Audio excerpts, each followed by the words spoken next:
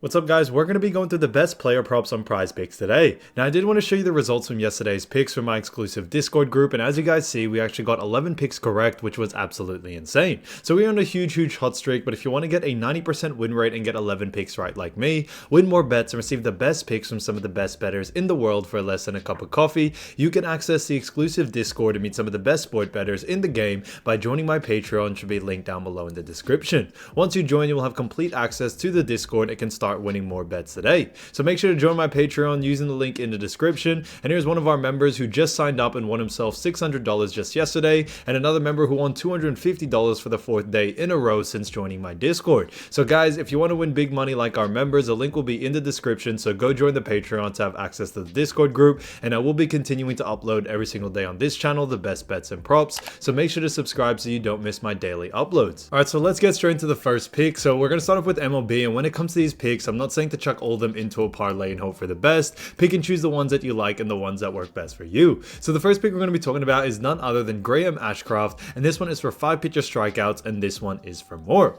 Now look at Graham, we've actually seen him do a fantastic job over the last 5, as he has gone over 4 out of the last 5 games. They also face off against the Cubs, which should see Graham go on the over here, and his average over the last 5 is 5.8. So he has been doing such a great job, and even though he has gotten 2 pushes out of the last 5, I do believe he can get constantly near this line, and now that they do face off against the Cubs, it should be an easier matchup for him to be able to break that 5 flat and go over 5 pitcher strikeouts. So all signs really do point towards him going on the over, and that's why we like Graham Ashcraft for 5 pitcher strikeouts for more. I think is an absolute steal. Now getting to the next pick, we're going to be talking about none other than Jordan Wicks, and this one is for 5 pitcher strikeouts, and this one actually is for more. Now when we look at Jordan Wicks, we've actually seen over the last 2 games he has gone over once out of the last 2, so it does show 50-50 as of right now. His average over the last 2 is also 6. However, we do believe matchups are super important, and against CIN, I do believe he will be able to go on the over.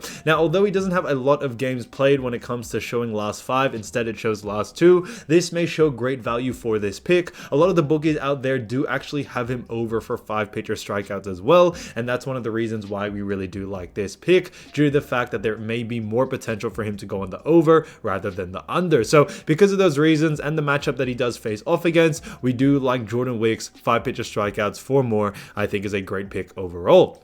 Now getting into the next pick, we're actually going to be talking about hitter fantasy score, and this is none other than Yandy Diaz. This one is for 7.5 hitter fantasy score, and this one also is for more. And we look at Yandy, we've actually seen him go over 3 out of the last 5 games, which is fantastic to see. On top of this, in the most recent game against Miami, he did get 7, so was only off by 0.5. Now they face off against Cleveland, which should be an easier matchup for Yandy to be able to go on the over here. Now his average over the last 5 is also 9, which is a great sign for him to be able to hit this consistently and go on the over. Now when it comes to over his last 5 as well, I do believe that the fact that he does get consistently near this line has a lot of potential for him to be able to go on the over, and now that they face off against Cleveland, that should be a no-brainer there. So because of those reasons, Yandy Diaz for 7.5 hitter fantasy score for more, I think is a great pick.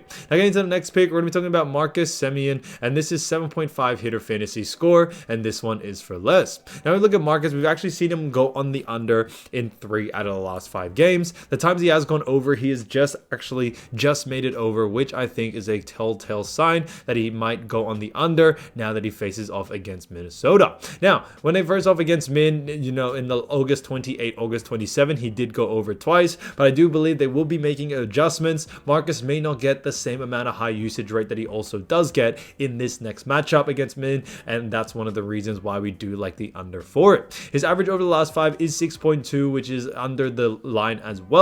And on top of all those things, guys, when we talk about matchups being super important, I definitely do think it will show that he most likely will go on the under here. A lot of the bookies think so as well, and that's why we are sticking to it. So Marcus Semien for 7.5 hitter fantasy score for less, I think is a great pick.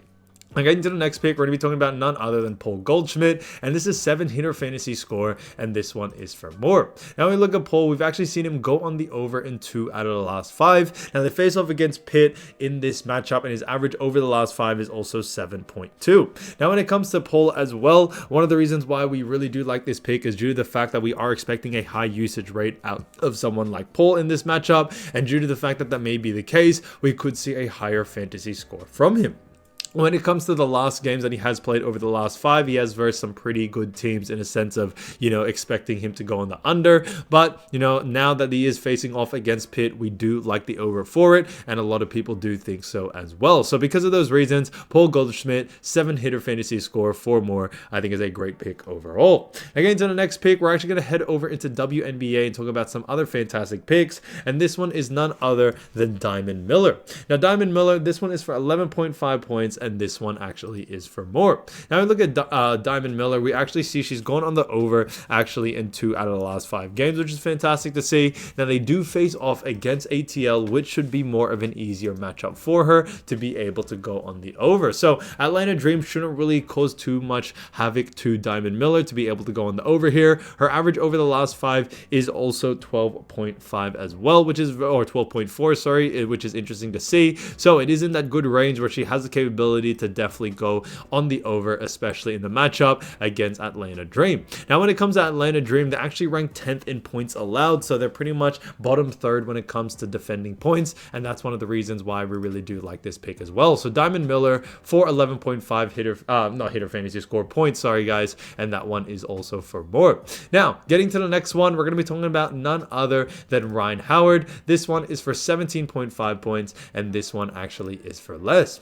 Now, we look at Ryan Howard, we've actually seen her go on the under in 4 out of the last 5 games, which is interesting to see. Now, they do face off against Minnesota. So when it comes to Ryan Howard, Minnesota Lynx do rank last in points allowed. However, guys, when it comes to the way she has been playing, she has been going under this line. There has seen a little bit of a decrease in her usage rate, and she's not getting the same amount of shots that she usually gets, and that's one of the reasons why we do like the under for it. And on top of that, Minnesota are actually pretty good at defending the guard position. So Minnesota Lynx really do allow more points for the forwards and the centers. So when it comes to Ryan Howard's position, and if you include on top of that the way that she has been playing, it does look more like the under for this situation. So because of that, Ryan Howard, 17.5 points for less, I think is a great pick overall. Now, getting into the next one, we're actually going to be talking about none other than Tiffany Hayes, and this one is for 12.5 points, and this one actually is for less as well. Now, when we look at Tiffany Hayes, she has gone on the under in 3 out of the last 5 games, and also the times that she has gone over, she's only just made it over by 0.5. Now, Hayes isn't one of the main scorers for this Connecticut team, and that's one of the reasons why we do like the under. But on top of that, New York Liberty actually rank 4th in points allowed, so they're really good at defending,